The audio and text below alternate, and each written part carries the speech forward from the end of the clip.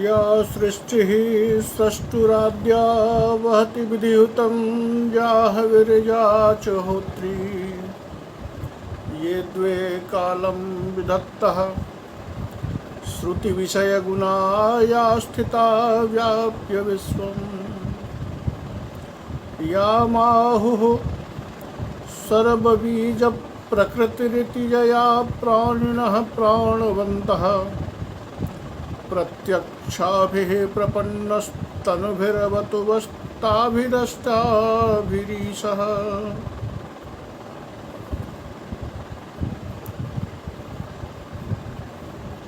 अस्मिन् संस्कृत भारतम् आमुखपटले इदानीं ये समुपस्थिताः सन्ति तेषां समेषां हार्दिकम् अभिनन्दनम् अस्याम् अभिज्ञानशाकुन्तलस्य कक्षायां।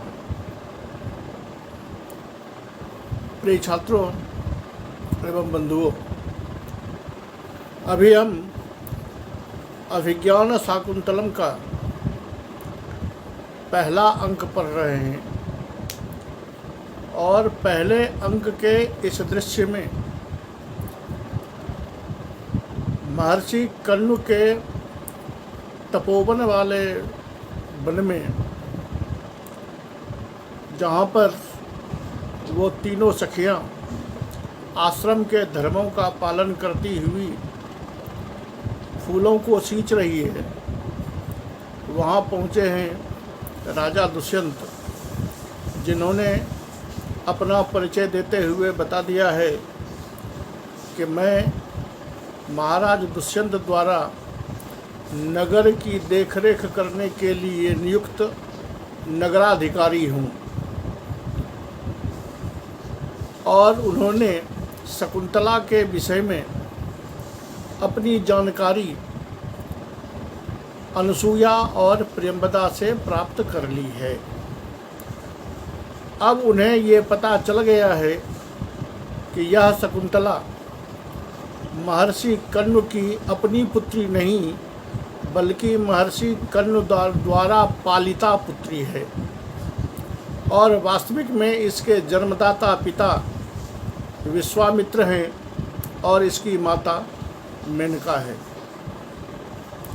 इतनी तक बातें हो चुकी थी दोनों के बीच में, जिसको सुनकर राजा दुष्यंत अपने हृदय को ढाढ़स देते हुए कह रहे थे कि भव हृदय साभिलाषम, ऐ मेरे हृदय अब शांत हो जाओ, क्योंकि जिसे तुम अभी तक अग्नि समझ रहे थे वो तो वास्तविक में अग्नि नहीं बल्कि स्पर्शक्षमम रत्नम, बल्कि वो स्पर्श करने योग्य सुकोमल रत्न है।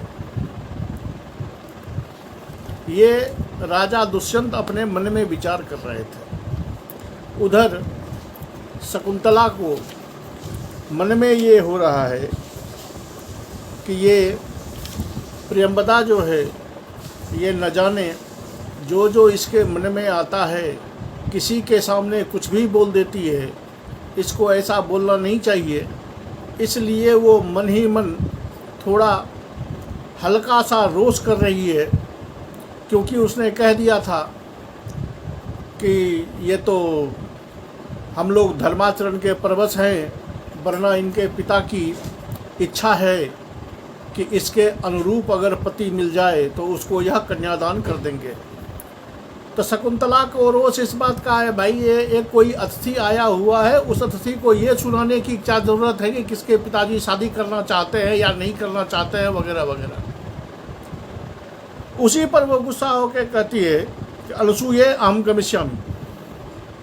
कहता है देखो अनुसूया, अब मैं यहाँ से जा रही हूँ। जो ही वो चलने को तैयार होती है तो स्वागत है अनुसूया को संबोधन करके पूछा कि अनुसूया मैं यहाँ से जा रही हूँ, तो स्वागत है कि वो पूछती है किन निमित्तम, आखिर तुम यहाँ से जा क्यों रही हो, क्या कारण है। तो शकुंतला अब स्पष्ट कर देती है कि इमाम असंबद्ध प्रलापिनी प्रियंबदाम आर्यायै गौतम्ये गत्वा निवेदयिष्यामि। कहता है ये जो प्रियंबदा है ना, असंबद्ध प्रलापिनी, असंबद्धम अनुचितम समयानुकूलम जन्नास्ति तत्प्रलापम करोति। अर्थात यह जो प्रियंबदा है, जो बिना देखे सुने, बिना कुछ समझे कहीं भी कोई भी बात छेड़ देती है, जो बातें उपस्थापित नहीं करनी चाहिए वो बातें भी वो उपस्थापित करने लगती है, तो असंबद्ध, जो समयानुकूल नहीं होता है, विषयानुकूल नहीं होता है, ऐसे संबंधित विषयों में प्रलाप करने वाली जो यह प्रियंबदा है, जो अपने को ज़्यादा बावदूका समझती है, ज़्यादा बोलने में तेज समझती है, इसको मैं अभी जाकर आर्यायै गौतम्यै निवेदयामि, मैं अभी जा रही हूँ और आश्रम में रहने वाली जो आर्या गौतमी है, उस आर्या गौतमी को जाकर मैं सारी बात बताती हूँ और तब आर्या गौतमी ही इसकी खबर लेंगी। इतना कहकर वो अपने आसन से उठ के जाना चाहती है, उठ जाने के लिए वो आसन से उठ गई। अनसुईया कहती है, सखी देखो, चूँकि अनसुईया थोड़ी गंभीर है और जो यहाँ अतिथि आए हुए हैं वो सामने में बैठे हुए हैं, उनको छोड़कर यहाँ से उठकर शकुंतला जा रही है बीच में से, इसलिए उसको समझाती हुई कहती है कि देखो, न युक्तम आश्रम वासिनो जनस्य अकृत सत्कारम अतिथिम विशेषम उज्जित्वा स्वच्छंदतो गमनम। कहता देखो, हम आश्रमवासी हैं और आश्रमवासियों के लिए यह उपयुक्त नहीं है कि उसके यहाँ कोई अतिथि आया हो और उस अतिथि का सत्कार किए बिना, जिस अतिथि का अभी तक कोई सत्कार भी न हुआ हो, उस अतिथि को बीच में ही छोड़कर बिना उसका सत्कार किए उठ कर के चल देना, ये हम आश्रम वासियों के लिए उचित नहीं है। इसलिए अपने जाने पर थोड़ा विचार कर लो कि ऐसे अतिथि को छोड़कर तुम स्वच्छंदतया अपने मनोनुकूल जो मन में आए वैसा करने के लिए तुम यहाँ से कैसे जा सकती हो। शकुंतला ने इस बात का उत्तर देना उचित नहीं समझा और पलट के जाने लगी। जो ही वो जाने लगी, अब राजा दुष्यंत जो वहाँ अतिथि बन के बैठे हुए हैं, उनकी चित्तवृत्ति, उनका मन तो लगा हुआ था उस शकुंतला में। अब वो शकुंतला ही उठ के जा रही है, बाकी दोनों वहाँ खड़ी है, बाकी दोनों वहाँ अपने आसन पर बैठी हुई है।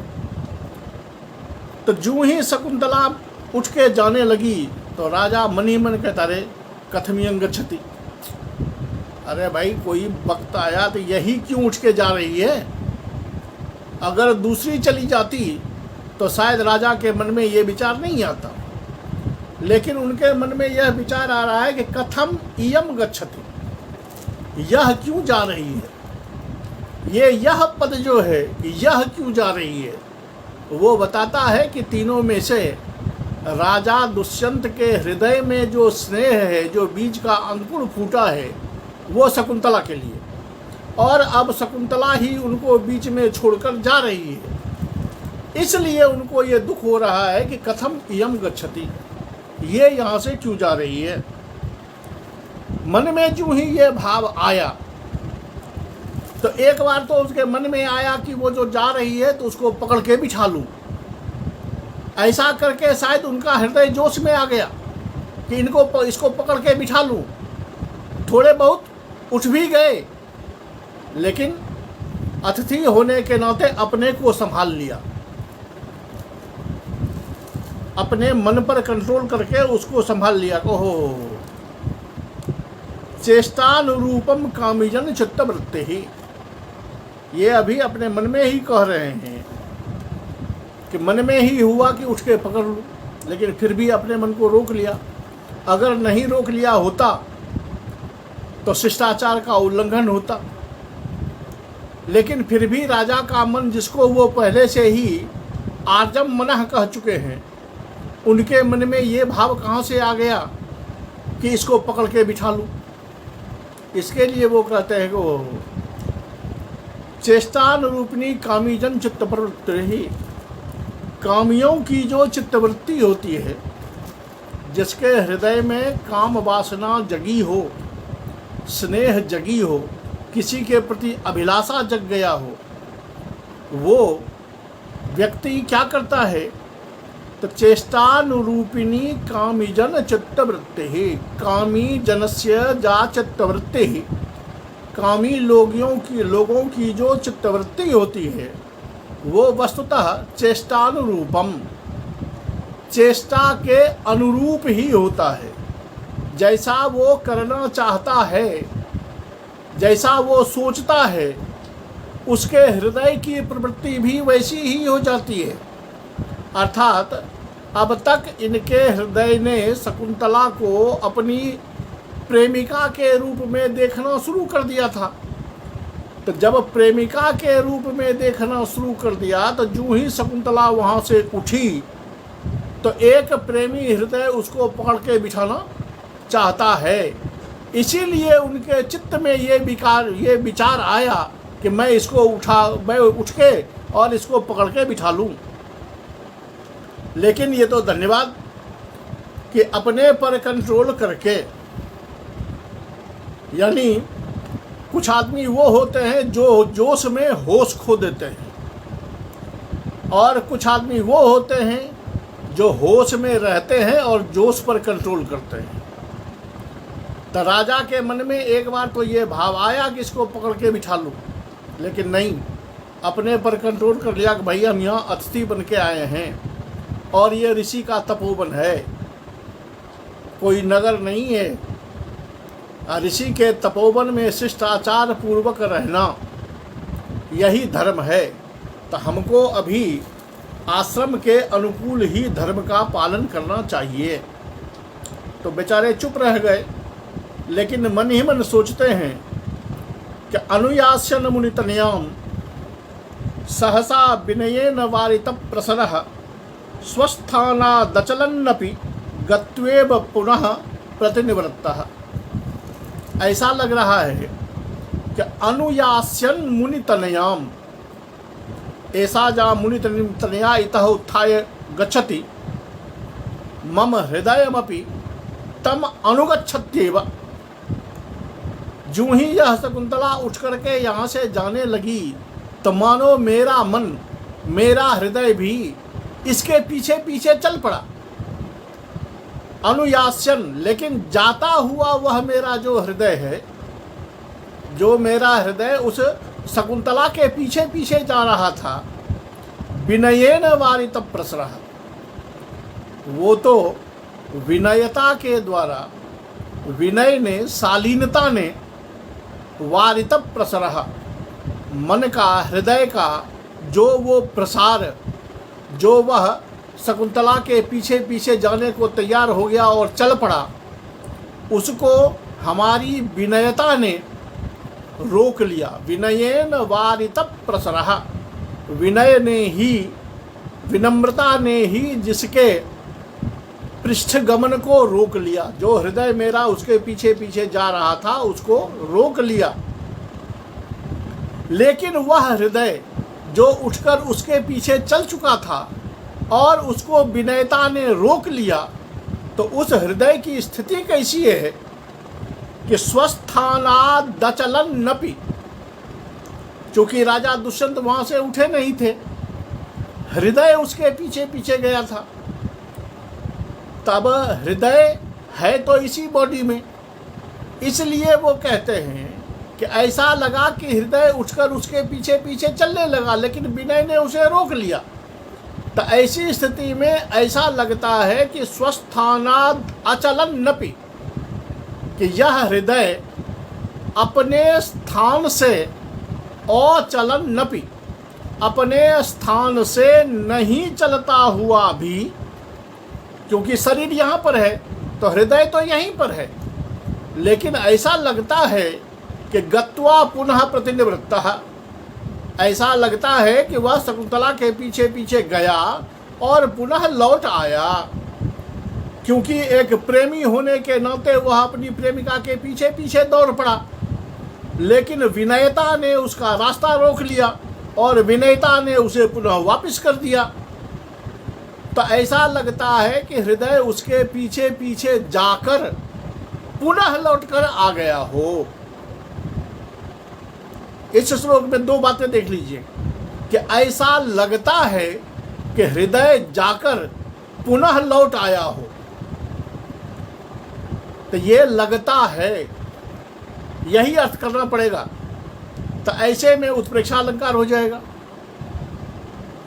और जो स्पष्ट वाक्य में है कि गत्वा प्रतिनिवृत्तः अचलं नपि, कि जब तक आदमी अपने स्थान का परित्याग नहीं करेगा तब तक कहीं जाकर के कैसे आएगा। कहीं जाने के लिए तो पूर्व स्थान जो है उसका परित्याग आवश्यक है। और यहाँ तो कह रहे हैं कि स्वस्थानाद् अचलं नपि, अपने स्थान से नहीं चलता हुआ। तो ये परस्पर विरोध है। और इसी विरोध पर वो उत्प्रेक्षा जो है कि मानो यह मेरा मन शकुंतला के पीछे पीछे जाकर वापस आ गया है, वो उत्प्रेक्षा इसी पर आधारित है।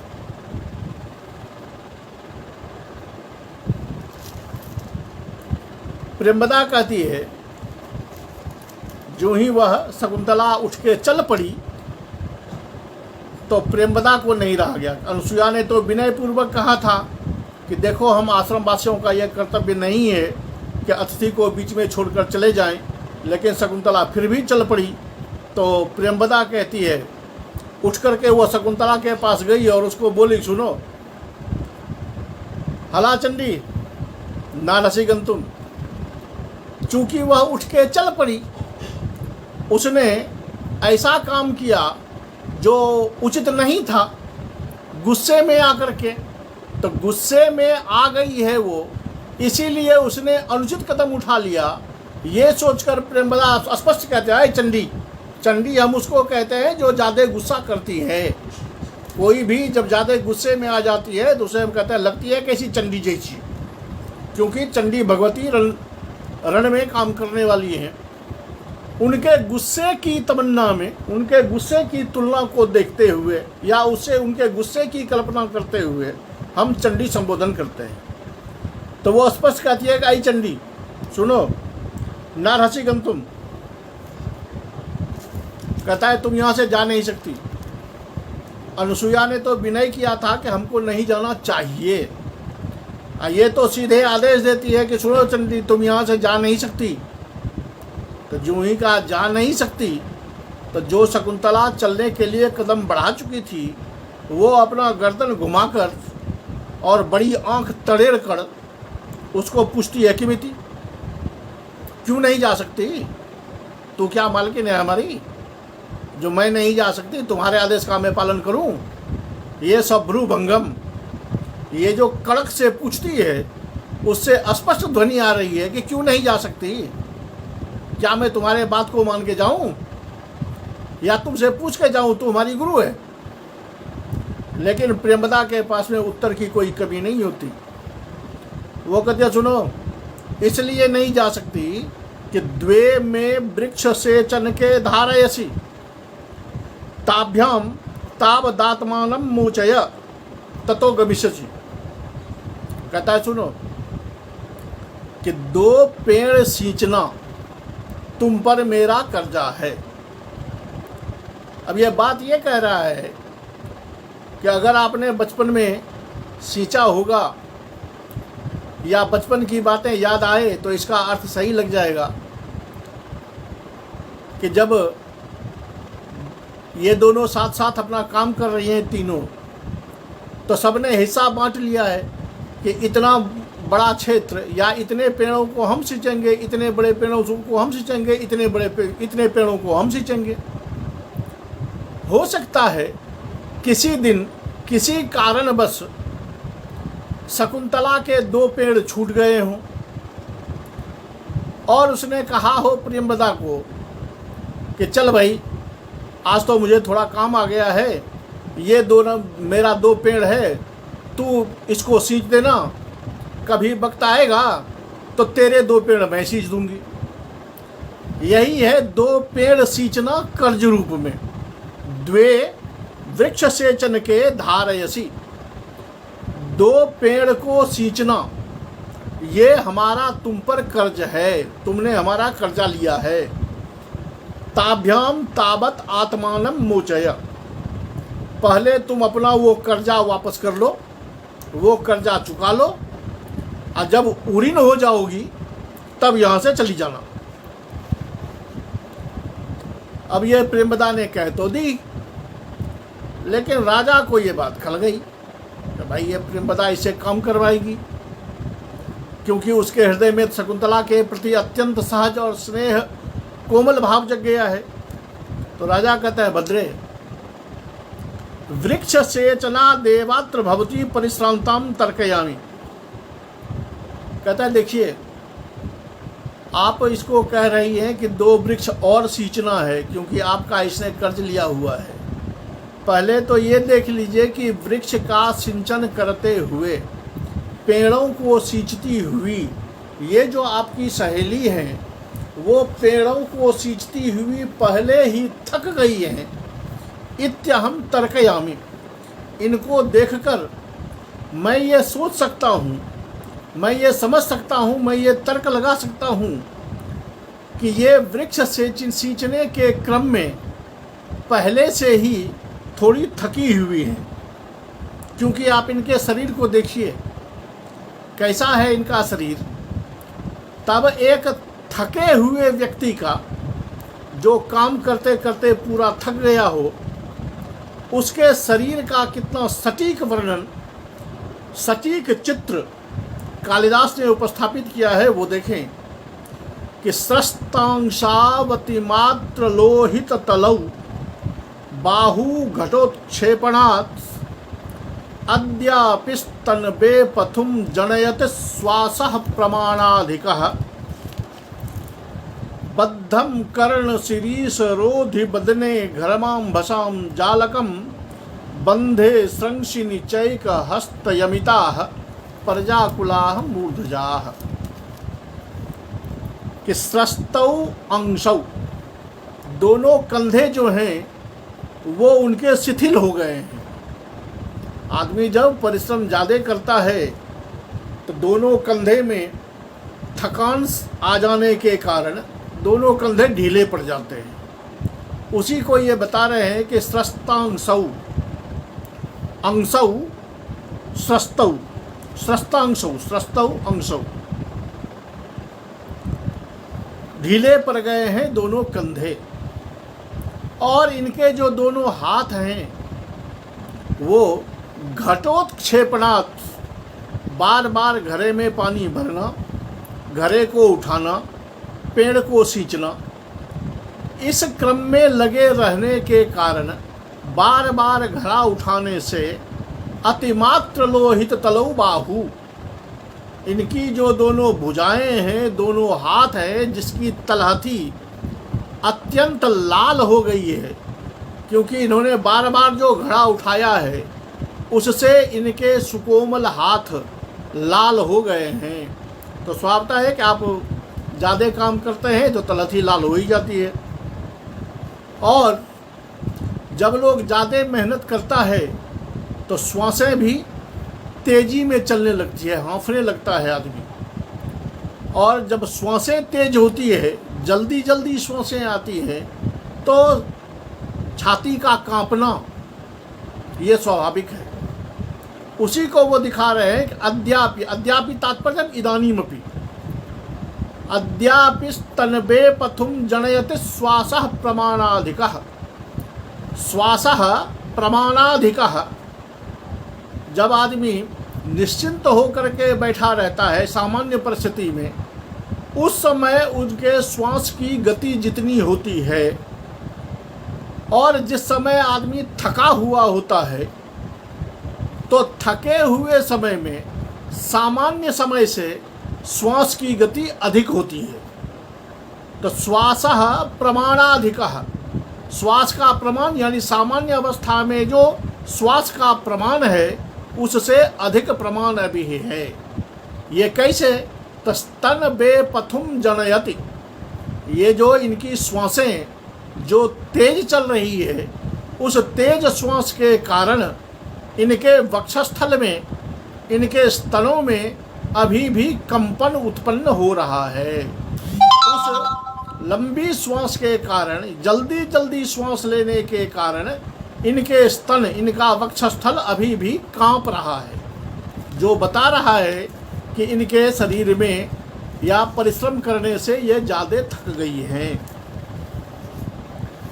बद्धम कर्ण शिरीषरोधि वदने घर्माम भसाम जालकम। कर्ण शिरीषरोधि, अब देखिए कि कान में शिरीष के फूल का गहना पहना हुआ है, क्योंकि फूल से ही गहना बनाती हैं वो।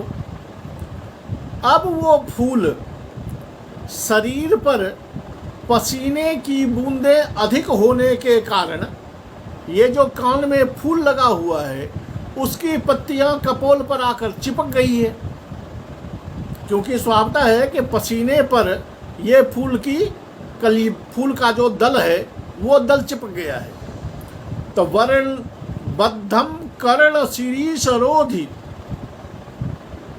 कर्ण शिरीषरोधि, कान में लगे हुए शिरीष के फूल का अवरोध करने वाला इनके बदन पर घर्माम भसाम जालकम, घर्म माने पसीना, पसीने का जो जल है, पसीने का जो पानी है, पसीने की जो बूंदें हैं, उन बूंदों का जाल, उन बूंदों का समूह इनके बदन पर, इनके चेहरे पर दिखाई पड़ रहा है।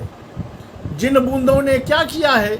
तो कान में गहना के रूप में लगा हुआ जो शिरीष का फूल है उस फूल को अवरोध कर रहा है, उस फूल को चिपका रहा है, उसका रूप रंग बिगाड़ दिया है। ऐसे पसीने की बूंदें इनके चेहरे पर दिखाई दे रही है। तो पसीना तो तभी आता है जब आदमी ज़्यादा थका हुआ होता है, तो इससे पता चल रहा है कि ये अधिक ही थक गई हैं। और बंधे श्रंशिनी, जब ये जल सींच रही होंगी तो इनके केस का बंधन खुल गया होगा। और जब एक हाथ में घड़ा हो और केस खुल जाए तो लड़कियां क्या करेगी? तो एक हस्त यमिता, यानी एक हाथ में घड़ा है और एक हाथ से ही इन्होंने अपने केस को लपेट करके बांधा हुआ है। बंधे श्रंशिनी, जब केस का बंधन खुल गया हो तो एक हस्त यमिता, एक हाथ से ही उस केस को संवार दिया है जिसने, या एक हाथ से जो संवारा गया है। ऐसे जो इनके मूर्धजाह, जैसे ये केस हैं वो केस प्रजाकुलाह, इनके शरीर पर चारों ओर तितर बितर हो रहे हैं, क्योंकि एक हाथ से कितना भी समेट के बांधा जाए तो वो तितर बितर तो हो ही जाता है। अब ये रूप देखिए, इस रूप में एक तो सटीक आप देख रहे हैं कि बंधे श्रंशिनी चैक हस्त यमिता, कि जब लड़कियां काम कर रही हो, थक रही हो, एक हाथ में घड़ा हो या कुछ हो, केस खुल जाए तो वैसी परिस्थिति में उसको एक हाथ से ही बांधना पड़ता है। और एक हाथ से जब बांधा गया है तो वो स्वभावता है कि उतना टाइट तो नहीं ही होगा जितना दोनों हाथों से बांधने पर होगा। इसलिए केस जो है वो बिखर रहे हैं, कंधे जो है वो ढीले पड़ गए हैं, हाथ का तल जो तलहटी है वो घड़ा उठाने के कारण लाल पड़ गया है, शरीर पर पसीने की बूंदें भरी पड़ी हैं, श्वासें खूब तेजी में चल रही हैं जिनसे इनका वक्षस्थल कांप रहा है। ये सारी बातें देखकर स्पष्ट पता चलता है कि आपकी सहेली काम करते करते पहले ही ज़्यादा थक गई है। यहाँ भी कवि को एकमात्र ये दिखाना है कि आपकी सहेली जो यह शकुंतला है वो अधिक थक गई है। तो थकने वाले चित्र के लिए कि आदमी थका हुआ है, इसके लिए तो एक ही चीज़ दिखा देते, एक ही पंक्ति बोल देते, उसी से स्पष्ट हो जाता है कि आदमी थका हुआ है। लेकिन उसके लिए इन्होंने 4 पंक्तियां दिखाई। तो स्थिति वही आई कि एक बात को सिद्ध करने के लिए जब एक ही तर्क पर्याप्त हो, अब फिर भी कवि ने कई सारे तर्क लगाए हैं, तो समुच्चय अलंकार बनता है। या काम करते करते आदमी जब थक जाता है तो उस थके हुए व्यक्ति का कैसा स्वरूप होता है, ये स्वरूप जब हूबहू चित्रित कर दिया गया है, उसकी सारी घटनाएं, उसके सारे रूप, उसके सारे दृश्य यथावत है, कवि ने अपनी ओर से कोई नमक मिर्च नहीं लगाई है उसमें, तो स्वावोक्ति अलंकार भी हो सकता है। इसलिए राजा कहते हैं कि देखो आपकी सहेली पहले से ही थक गई हैं, इसलिए तत् अहम, इसलिए मैं एनाम अनृणाम करोमि, इसलिए आपकी सहेली को मैं उऋण कर देता हूँ। यानी आपका जो कर्जा आपकी सहेली ने लिया है, जब तक वो कर्ज चुकाएंगी नहीं तब तक वो ऋण मुक्त नहीं हो सकती आपके कथन अनुसार। तो उनकी थकावट को देखकर मैं उन्हें उऋण करवाता हूँ। तो उऋण होने के लिए क्या करना पड़ेगा? क्या 2 पेड़ सींच देंगे राजा? क्योंकि सर तो वहाँ 2 पेड़ सींचने की है। तो राजा अपने हाथ से मुद्रिका उतार कर उसके हाथ में रख देते हैं, प्रेमदा के हाथ में, कि ये लीजिए, ये हुआ उसका मूल्य। यानी 2 पेड़ सींचने के बदले आप ये मुद्रिका रख लीजिए और आप अपनी सहेली को उन्मुक्त कर दीजिए, ऋण मुक्त कर दीजिए। अब देखिए, ये है स्नेहाधिक्य, कि पहले तो शकुंतला के प्रति राजा के मन में स्नेह जगा, अब ये है स्नेह की प्रगाढ़ता, कि कर्जा है प्रेमदा का, कर्जा लिया है शकुंतला ने, दोनों आपस में सहेली हैं। वो कर्जा कैसे मांगेगी, कर्जा कैसे चुकाएगी, ये अलग बात है। लेकिन दुष्यंत की कल्पना में ये आ गया कि एक तो बेचारी पहले से ही थकी हुई है, उस पर इसकी सहेली अपना कर्जा वसूलने के लिए फिर से पानी उठवाएगी, अब फिर से पेड़ सिंचवाएगी, तो उसे और कष्ट होगा। तो उससे जो प्रेमिका को कष्ट होगा वो कष्ट राजा दुष्यंत को हो रहा है। ये है स्नेह का प्रगाढ़ स्नेह या स्नेह का आधिक्य। इसलिए वो अपने हाथ से अंगूठी उतार के दे देते हैं और कहते हैं ये लीजिए, अंगूठी लीजिए और अपनी सहेली को आप कर्जे से मुक्त कर दीजिए। यूं ही वो अंगूठी प्रेमदा के हाथ में पहुंची तो प्रेमदा ने उस अंगूठी पर नाम देख लिया, क्योंकि उस पर दुष्यंत नाम लिखा हुआ था। अब वो देखकर अनुसूया को प्रेमदा देख रही है। अनुसूया ने यूं ही देखा तो वो भी आश्चर्य से प्रेमदा को देख रही है। अरे भाई ये क्या है? मैंने आश्चर्य हुआ उसके सामने, क्योंकि अभी तो इसने बताया था कि ये नगर रक्षक है, इनके हाथ की जो अंगूठी है उस अंगूठी में दुष्यंत का नाम है। इसलिए दोनों आश्चर्य में पड़ गई। अरे भाई कहीं ये मामला गड़बड़ तो नहीं है? क्या बात है भाई, इतने महान आदमी मेरे सामने खड़े हैं। दोनों चुप। लेकिन दोनों के आंखों में पढ़ने वाली भाषा जो थी, आंखों से जो भाषा दोनों की थी कि देखो ये क्या है, ये कहाँ से आ गया और ये कौन है, इसको समझ गए राजा दुष्यंत। इसलिए राजा दुष्यंत ने समझा कि अब ये लोग हमको पूछेगी या हमको राजा मान लेगी। तो वो पहले ही कहते हैं कि अलमन्य था, अरे आप लोग ज़्यादा मत सोचिए। राज्ञः प्रतिग्रहोयम, राजा ने मुझे ये अंगूठी उपहार स्वरूप दान में दिया है। यानी राजा ने मुझे खुश हो करके, जैसे कोई मेडल मिलता है उपहार देते हैं, वैसे ही राजा ने मुझे उपहार दिया है। ये राजा का दूसरा झूठ है। एक तो पहले कह दिया कि मैं नगराधिकारी हूँ, अब इनको अगर दुष्यंत का पता चल जाता है तो भंडाफोड़ हो जाएगा। तो आदमी एक झूठ को बचाने के लिए न जाने कितनी झूठें बोल जाए, और उसमें भी एक प्रेमी अवस्था में, जब प्रेमिका से प्रेमालाप करने जा रहा हो तो उसके सारे विघ्नों को टालने के लिए ये कह देता है, ना ना ना आप लोग चिंता मत कीजिए, ये अंगूठी देख करके ये मत सोचिए कि मैं कौन हूँ, बल्कि ये अंगूठी मुझे राजा ने उपहार स्वरूप दान में दिया है। अब दोनों, प्रियंवदा और अनसुईया, दोनों के मन में यह शंका तो पैदा हो गई थी कि भाई ये मामला कुछ गड़बड़ है, क्योंकि मैंने तो इन्हें पूछा नहीं कि ये नाम है या ये है वो है, मैंने तो कुछ पूछा नहीं, लेकिन ये अपना जवाब दे रहे हैं, मामला कहीं ना कहीं गड़बड़ है। तो प्रेमवदा कहती है कि तेन ही नारहति इदमंगुलीकम अंगुली वियोगम।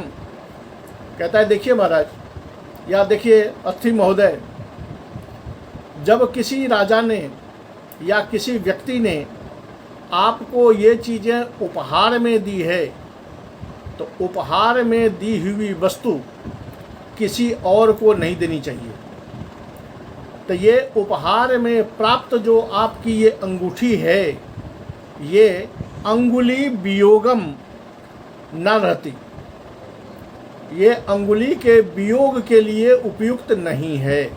अर्थात किसी ने आपको उपहार स्वरूप ये अंगूठी दी जो आपकी उंगली में है, और आप उस अंगूठी को अपनी उंगली से निकाल कर किसी और को दे रहे हैं, ये उचित नहीं है। उपहार में दी हुई वस्तु, दी हुई ये अंगूठी आपके अंगुली से वियोग सहन नहीं कर सकती।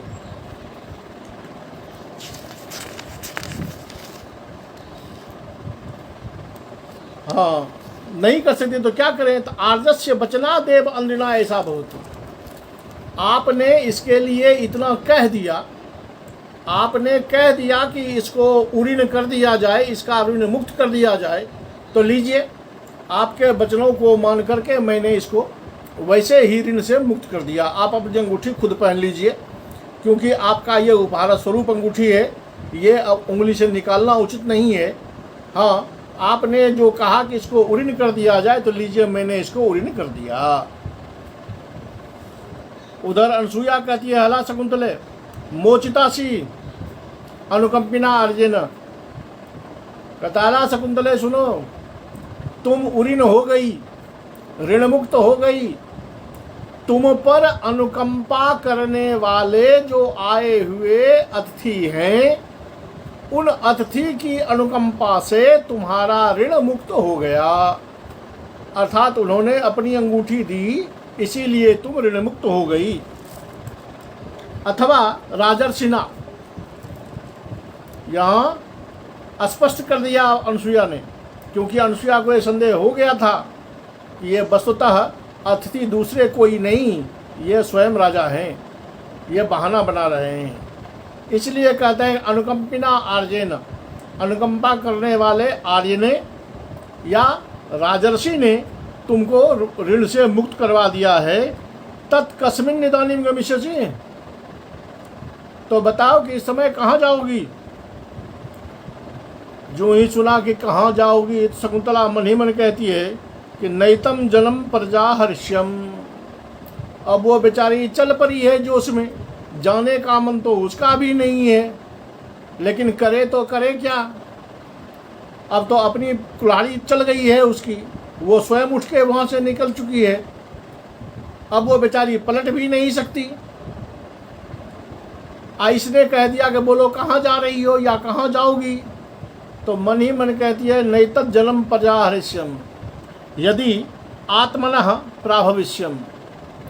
कहता है करे तुम्हें क्या मालूम यदि मेरे मन पर मेरा कंट्रोल होता, यदि मैं आत्मवशीभूत होती, अपने बल पर होती, तो नैतत् जन्म पर्याहरिष्यम, तो जो व्यक्ति तेरे सामने उपस्थित है, इस व्यक्ति को तो मैं कभी नहीं छोड़ती, अर्थात इनको छोड़कर मैं उठकर कभी नहीं जाती।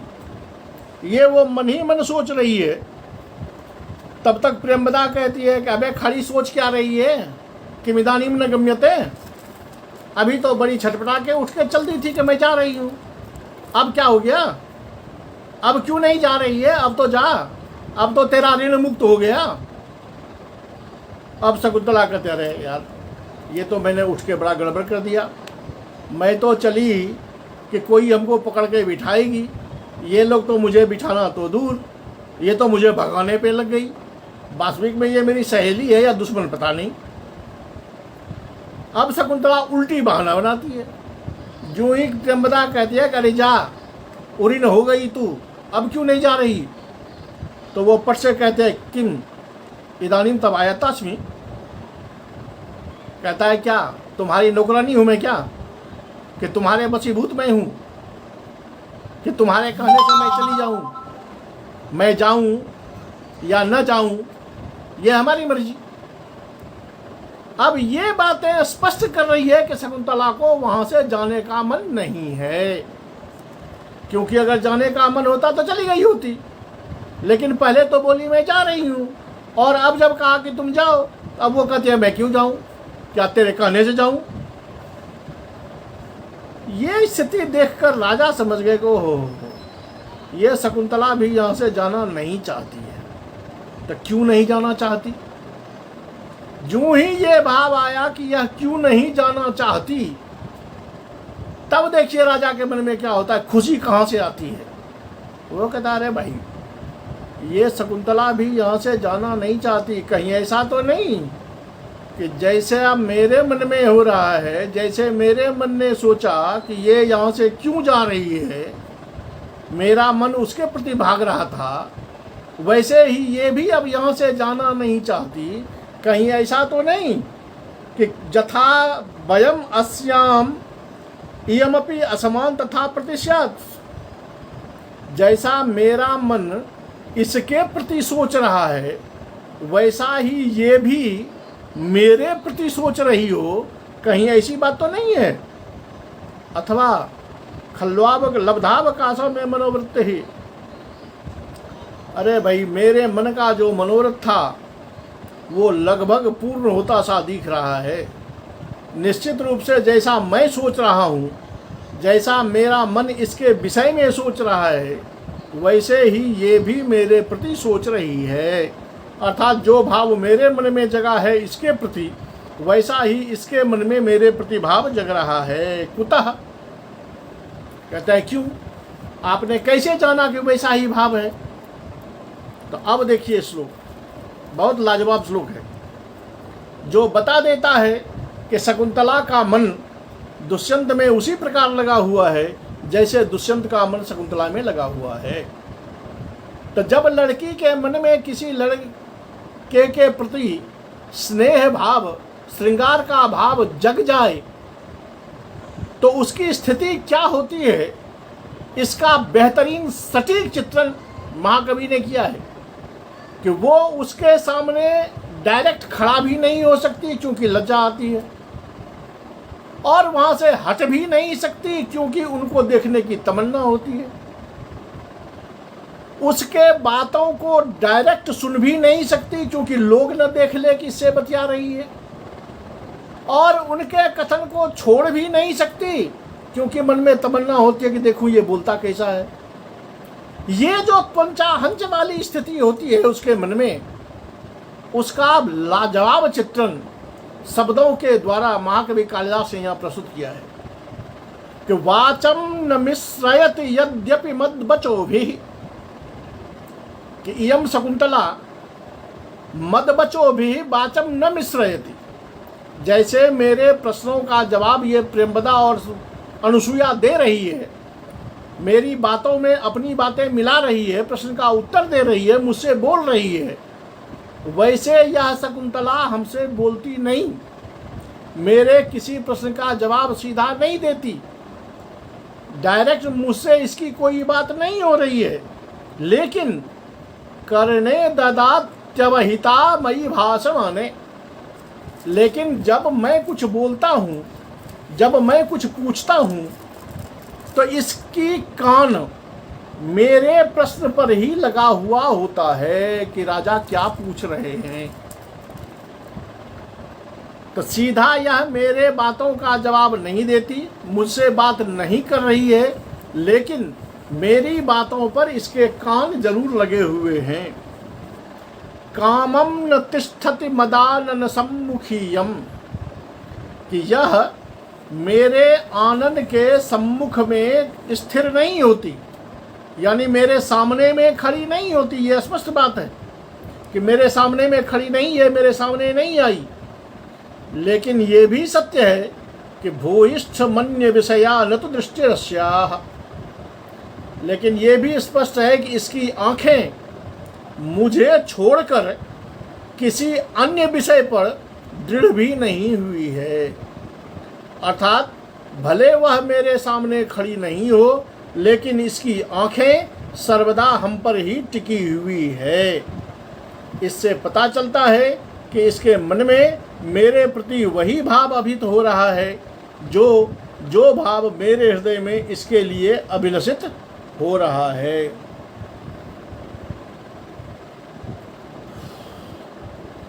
उसी समय अब स्थिति ये बन गई है कि शकुंतला चल चुकी है। राजा दुष्यंत मन में ये सोच रहे हैं, अब कभी अगर शकुंतला को पुनः बिठाएं तो उनको बहाना चाहिए।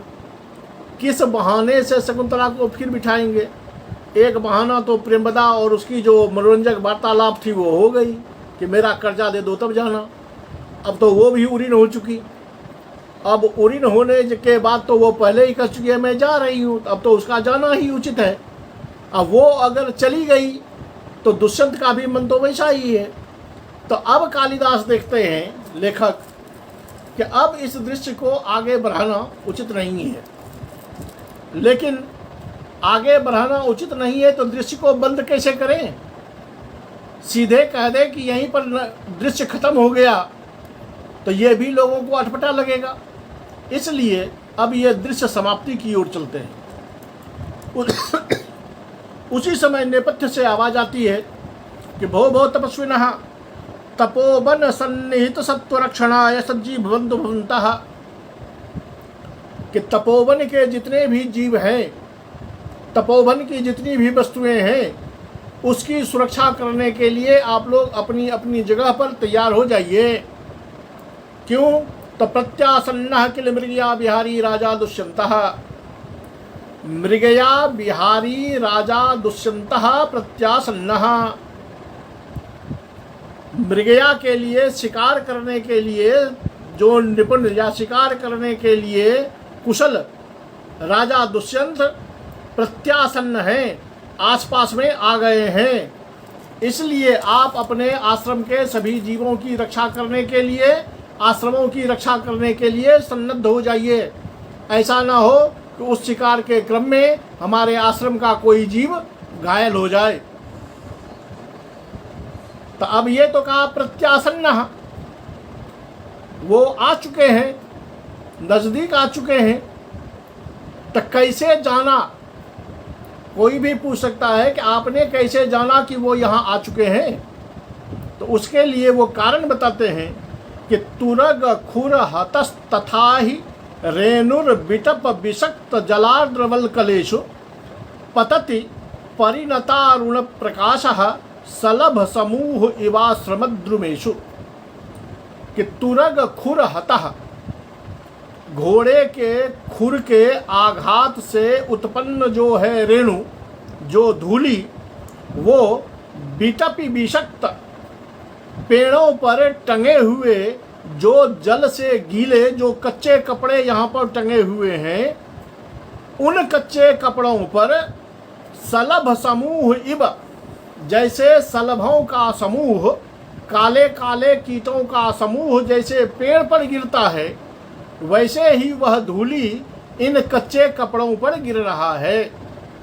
और जिस धूलि के कारण परिणतारुण प्रकाशः, सूरज की जो रोशनी है, सूरज का जो प्रकाश है, वह भी जिस धूलि के कारण धूमिल हो रही है, ऐसी यह धूलि यहाँ पर गिर रही है। इसका मतलब है कि अगल बगल कहीं शिकारी दुष्यंत आ गए हैं, क्योंकि इससे ध्वनित होती है कि पर तुरग खुर हतः, खुर के आघात से उठी हुई धूलि है, तो स्पष्ट है कि उनके साथ बहुत सारे हाथी घोड़े भी हैं।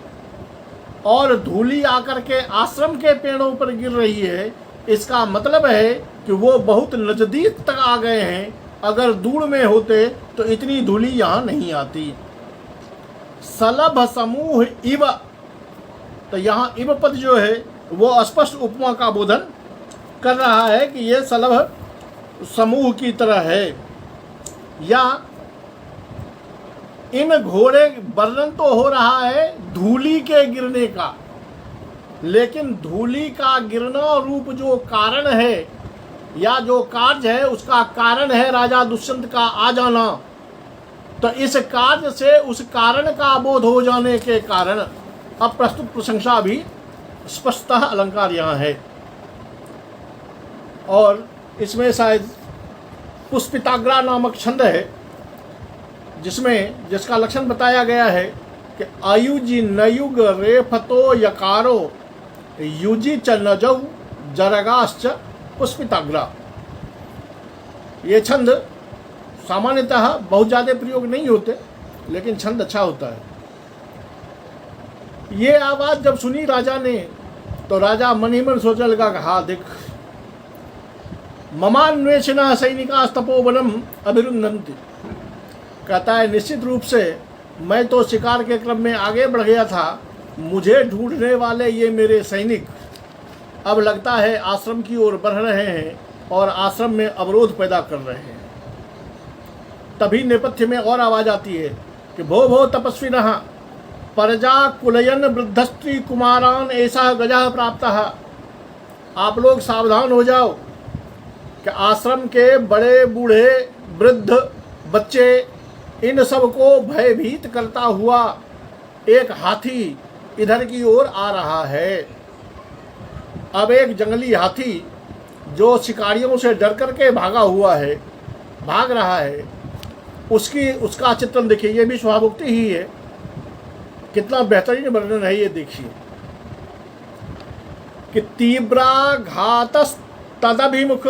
तीव्राघातादभिमुख तरुस्कंध भग्नैक दंतः प्रौढ़ा कृष्ट व्रतति वल्लया संजना जातपाशः मूर्तो विघ्नः तपस इवनो भिन्न सारंग यूथो धर्मारण्यम विरुजति गजः स्यंदनालोक भीतः। कहता है कि धर्मारण्यम विरुजति गजः, ये जो हाथी है वो इस धर्मारण्य को, वो इस तपोवन को आक्रांत कर रहा है, भयभीत कर रहा है।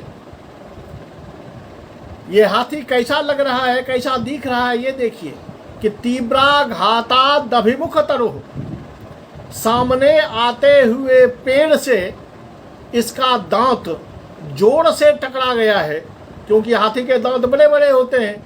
और जो डर के मारे भाग रहा है, तो वो सामने वाले पेड़ से टकरा जाने के कारण भग्नैक दंतः, पेड़ की शाखा में दांत के टकरा जाने से इसका एक दांत टूट गया है।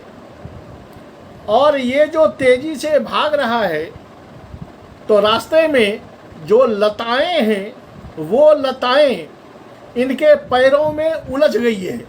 चूँकि यह तेजी से भाग रहा है तो सारी लताओं को उखाड़ता हुआ चल रहा है। जो लताएं इनके पैरों में बंध गई है, उसको खींचता हुआ यह आगे बढ़ रहा है। प्रौढ़ा कृष्ट व्रतति, प्रौढ़ाकृष्ट यानी बलपूर्वक जिसको अपनी ओर खींचा गया है, पैर में उलझी हुई लताओं को जो बलपूर्वक इसने खींचा है, तो उन लताओं का वलय, वो लताएं इसके पैरों को घेर कर अर्थात पैरों को बांध चुकी है, उसी से आसंजनात जात पासः, उन लताओं से इसके पैर बंधे हुए से दिख रहे हैं, मानो उन लताओं से ही इनके पैरों में पास लग गया है, बेड़ी लग गई है। मूर्तो विघ्नस तपस इव नो तपसः विघ्न इव, ये हाथी मानो हम लोगों की तपस्या का मूर्तो विघ्न, तपस्या का विघ्न साक्षात मूर्त रूप में, विघ्न जो हम कल्पना करते हैं वो उसकी मूर्ति कोई नहीं दिखाई देती, लेकिन हाथी का जो ये स्वरूप है तो लगता है कि साक्षात वह विघ्न मूर्त रूप में मेरे यहाँ उपस्थित हो गया है। और यह धर्मारण्यम विरुजति, इस धर्मारण्य को आक्रांत कर रहा है। क्यों? तो चंदनालोक भीतः, यह आते हुए रथ को देखकर डरा हुआ है, शिकारियों के रथ को देखकर डरा हुआ है। तो अब यहाँ भी आपको कई अलंकार मिल जाएंगे, क्योंकि धर्मारण्यम विरुजति, क्यों? तो चंदनालोक भीतः, कारण कार्य हो जाने से काबिलिंग अलंकार हो जाएगा। मूर्तो विघ्न तपस इबनो, मानो यह मेरी तपस्या के विघ्न का मूर्त स्वरूप है। तो यहाँ उत्प्रेक्षा है, तो ये उत्प्रेक्षा भी है। और वैसे देखेंगे तो यहाँ क्या कहते हैं आपको, चंदनालोक भीता को अगर पदार्थ बना लें तो वहाँ काबिलिंग अलंकार भी हो जाएगा। ये सुनकर के वो तीनों जो थी सर्वा संभ्रांता, सभी डर गई, हड़बड़ा के सभी ने अपना आसन छोड़ दिया। राजा मन ही मन कहने लगे, अहो धिक कथम अपराधम तपस्विनाम अस्मि। कहता है अरे यार, ये तो मैंने आश्रम वासियों का बहुत बड़ा अपराध कर दिया, क्योंकि मेरे ही कारण ये आश्रम में उपरोध हो गया। भवतु प्रतिगच्छामि तावत्। चलो मैं भी अब यहाँ से चलता हूँ, देखता हूँ इसको रोकने के लिए क्या कर सकता हूँ। दोनों सखियाँ अपने आश्रम की ओर से राजा को कहती है कि महाभाग, अनेन हस्ति संभ्रमेन प्रजाकुलास्मः। कहता है देखिए महाराज, वस्तुतः ये है, हे महाभाग, इस हाथी के आ जाने से और इस हाथी के डर से हम लोग भी थोड़े डर गए हैं, इसलिए तदनुजानी ही न उटज गवने। आप ये समझिए कि हाथी के आ जाने से हम लोग थोड़े डर गए हैं, हड़बड़ा गए हैं, इसलिए आपको छोड़ के जा रहे हैं। ऐसा मत सोचिएगा कि मुझे आपको छोड़कर अपनी कुटिया में जाने का कोई शौक़ हो गया है। केवल कुटिया में जाने के लिए हम आपको नहीं छोड़ रहे हैं, बल्कि हाथी का जो ये संभ्रम है उसके लिए हम यहाँ से जा रहे हैं, माफ़ कीजिएगा। उसी पर अनसुईया भी कहते हैं शकुंतला को देखकर, हला शकुंतले प्रजाकुला आर्या गौतमी भविष्यति। कहता है शकुंतले देखो, आश्रम में आर्या गौतमी बहुत चिंतित होंगी हम लोगों के लिए, इसलिए तदे ही शीघ्र में कस्था भवामः। इसलिए आ जाओ, तुम जो अकेली आगे आगे भाग रही हो, अकेली मत भागो, अब हम लोग भी मिलकर चलेंगे, हम सभी एक साथ हो जाएं। नहीं तो तुम अकेली जाओगी तो आर्या गौतमी बड़ी चिंतित होंगी कि वो अकेली कहाँ चली गई। शकुंतला जो जा रही थी तो उसने अपने गतिरोध का नाटक दिखाया कि मैं चल नहीं सकती, क्योंकि उसको तो तमन्ना थी कि वह बार बार राजा को देखता रहे, क्योंकि अपने नायक के प्रति बार बार उसके मन में देखने की जिज्ञासा उठ रही है। लेकिन अब जब सबने कहा कि चलो हम लोग भी चलते हैं, तो वो कहते हा अधिक उरुस्तंभ बेहुबलास्मि संवृत्ता। अरे रे ये देखो, ये तो मेरा पैर जो है, पैर में झुनझुनी आ गई, मेरे पैर जो हैं वो सुन्न से हो गए हैं, इसलिए मैं चल नहीं सकती। ये जो ही देखा कि उसका पैर जो है वो चल नहीं पा रहा है, पैर में झुनझुनी भर गई है, तो राजा जोर लगा के कहते हैं कि ओहो स्वैरम स्वैरम गच्छन्तु भवत्यः। अरे रे देखिए, आप लोग थोड़ा धीरे धीरे जाइए, कोई हड़बड़ी की बात नहीं है। आश्रम बाधा जथा न भवति तथा अहमपि यतिष्ये। जिससे आश्रम की बाधा न हो वैसा ही प्रयत्न मैं भी करता हूँ। दोनों सखियां जाते जाते, जब वो आगे बढ़ रही है तो जाते जाते कहती है, महाभाग विदित भूइष्ठोसी, कहता है महाभाग आपने हम लोगों के विषय में बहुत कुछ जान लिया है।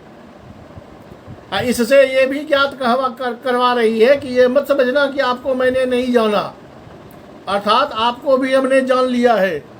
सांप्रतम उपचार मध्यस्थतया अपराधा स्मः, देखिए कि आपका उपचार अतिथि सत्कार जो होना चाहिए वो सत्कार बीच में ही छोड़कर मैं यहाँ से जा रही हूँ, इसलिए मैंने आपका ये अपराध किया है।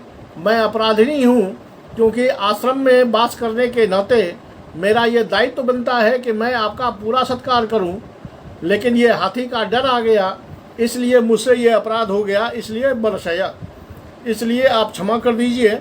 असंभावित सत्कारम भूयोपि प्रत्यवेक्षण निमित्तम आर्जम विज्ञापयामः, निमंत्रण भी दे दिया कि चूंकि इस बार आपका आधा ही सत्कार हो पाया तो कभी पूरा सत्कार करने का मौका दीजिए, और पूरा सत्कार करने की तमन्ना में हम लोग आपका इंतज़ार करेंगे, या आप कभी पूरा सत्कार करने का मौका हमें दीजिए, ये मैं आपसे निवेदन कर रही हूँ।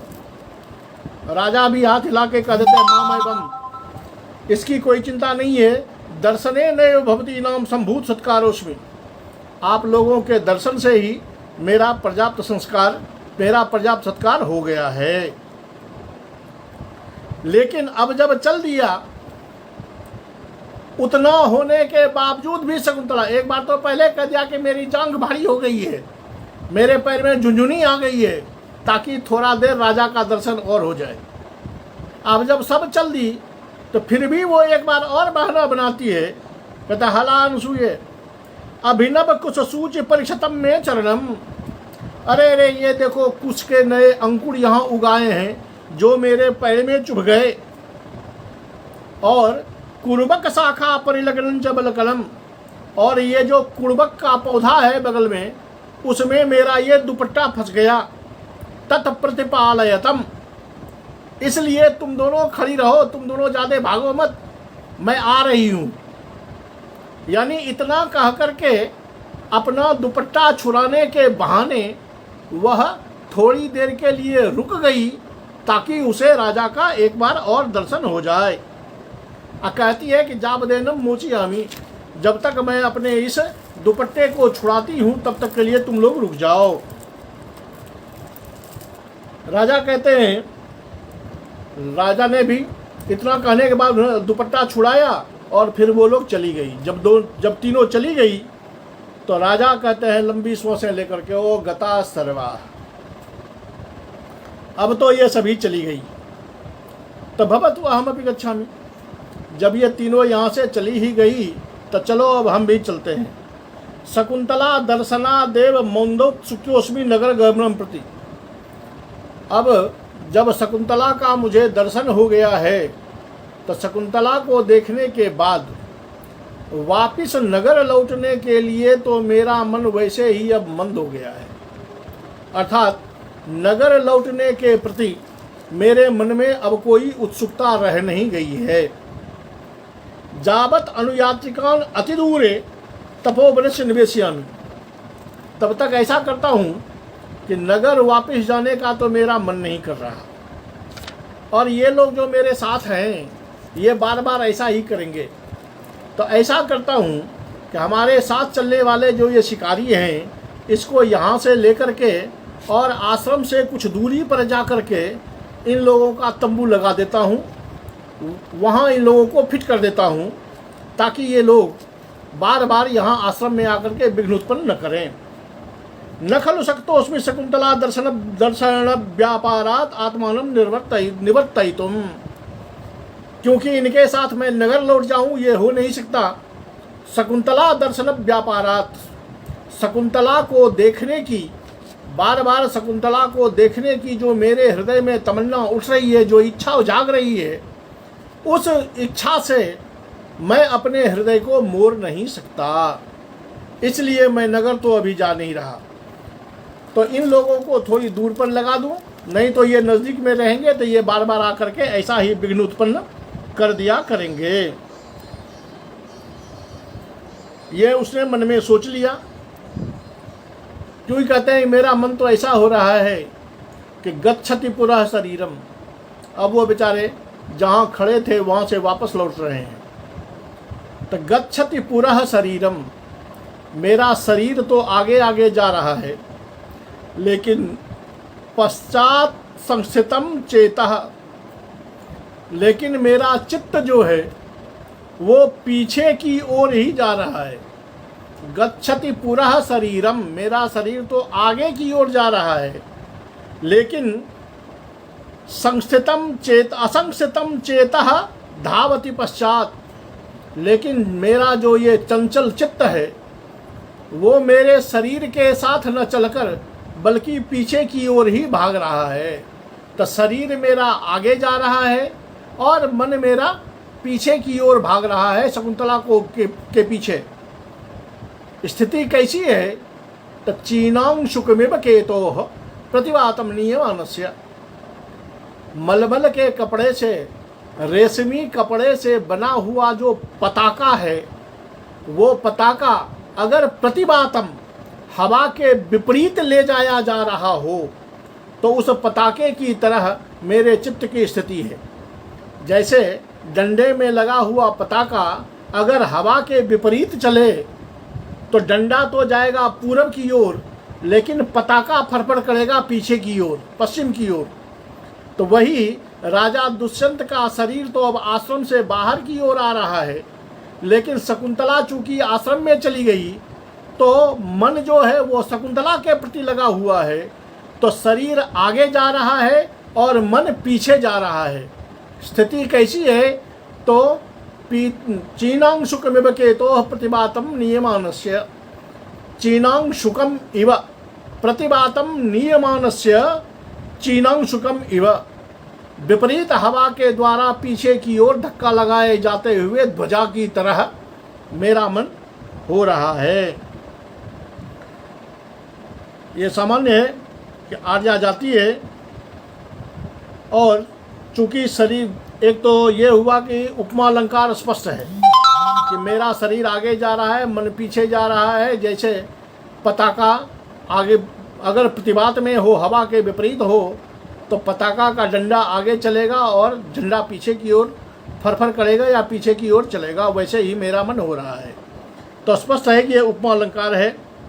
और दूसरी बात कि जब शरीर आगे जा रहा हो तो हृदय का पीछे जाना यद्यपि ये संभव नहीं है, क्योंकि जो हृदय है वो रहता तो इसी शरीर में है, तो चलना तो उसको पड़ता है इस शरीर के साथ ही।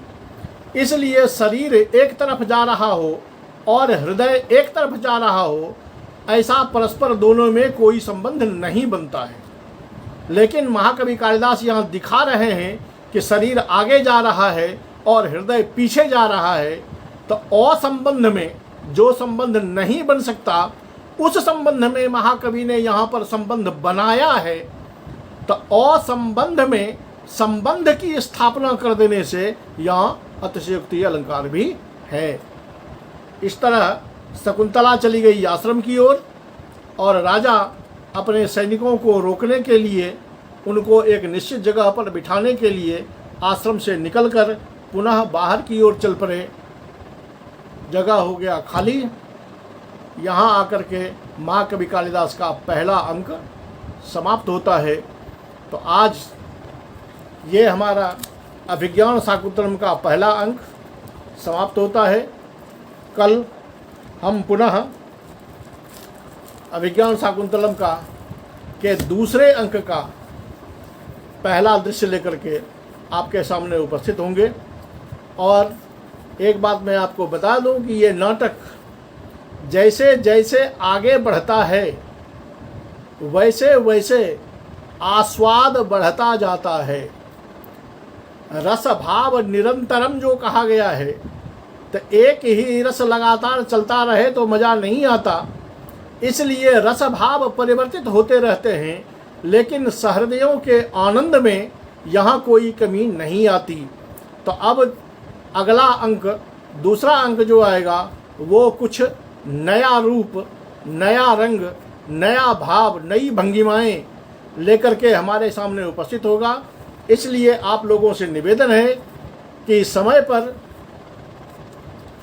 जितना अधिक हो सके उतने लोगों को बता दें, उतने अपने मित्रों को बता दें कि ये अभिज्ञान शाकुंतलम का जो आनंद है वो आप निश्चित समय पर ले सकें। तब तक के लिए आप सभी का धन्यवाद।